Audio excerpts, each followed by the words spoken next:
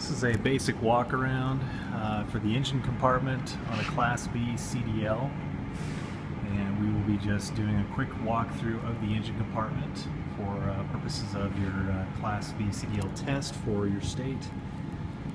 Depending on what state you live in, you want to check on your laws and everything, but for this particular test we're just going to do the basics that you need to know to pass the written or the walk around examination of the engine compartment test. So we've popped the hood open on this truck, and you're going to have to come in here. You're going to check 5 different things. And so you've got 5 fluids in here that you want to check. You have your windshield wiper fluid, you have your power steering fluid here, you have your transmission here, which you need to be checking while the engine is running.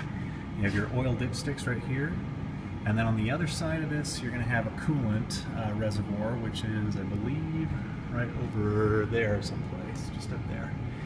And so you're going to want to check the fluid levels on that.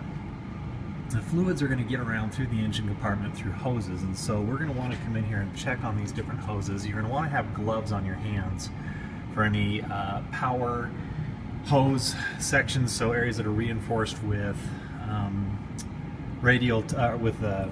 steel fibering in the hoses. Those are pressurized lines. You're going to want to have gloves on or have a piece of cardboard to check the leaks on them. But these basic return hoses here that have no pressure running through them, you're safe to just go ahead and grab.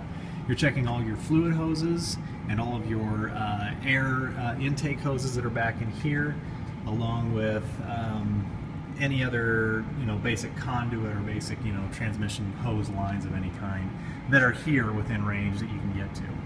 The hoses then are transmitting all the fluid, and the way that those fluids are powered through the system are based off of the auxiliary systems. And so you'll have an auxiliary setup down in here, which would be your belt right here, which runs off the engine compartment, and that runs 4 different auxiliary systems. And for the test, you need to know how to divide them into 2 and 2.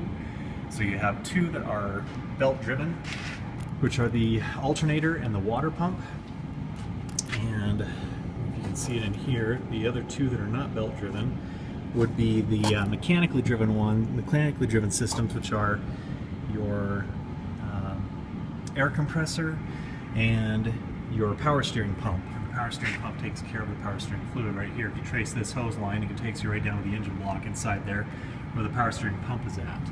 The air compressor hose for your air brakes and all your pneumatic systems on your truck are also governed off of a mechanically driven worm gear, or sometimes a cam of some kind that's running out of the engine block. The belt-driven systems up here, again, you're going to want to check that belt, make sure there's no more than 3/4 of an inch of play in the belt, and you're going to want to make sure it's not frayed, cracking, broken up, coming apart in any kind of way.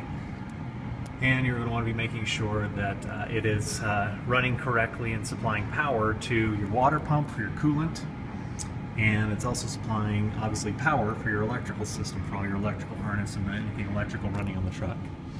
So we've run through the fluids, we've run through the hoses, we've run through the belts and the auxiliary systems. There are 2 systems left in most CDLs. Most CDL handbooks you want to check, which would be your air filter. And you're going to pop the cap off of this, pull it out. You want to examine that in the light and tap out any dust that's inside that, and then put it back in. Unless it's overly dirty, then you want to replace it entirely.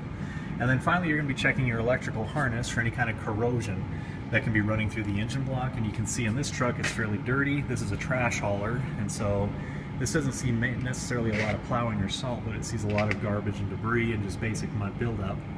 And so you're going to want to keep an eye on that inside your engine compartment and make sure that's not affecting performance of the engine or causing premature wear and tear or corrosion. So again, that's the basic walk around on the engine compartment. This only took us about 4.5 minutes to do, and once you get the hang of this, this is actually something that should only take you about 30 to 40 seconds to quickly power through, and then move on to your cab check and then a basic walk around of the entire body of your truck. And as I said at the beginning of this, check your local, state, government requirements in each one of your own handbooks for what is necessary to check, but this is just a very simple and basic overview on this. This will give you just some basic ideas on what to do, but in most states this would actually probably pass for what is an engine walk around.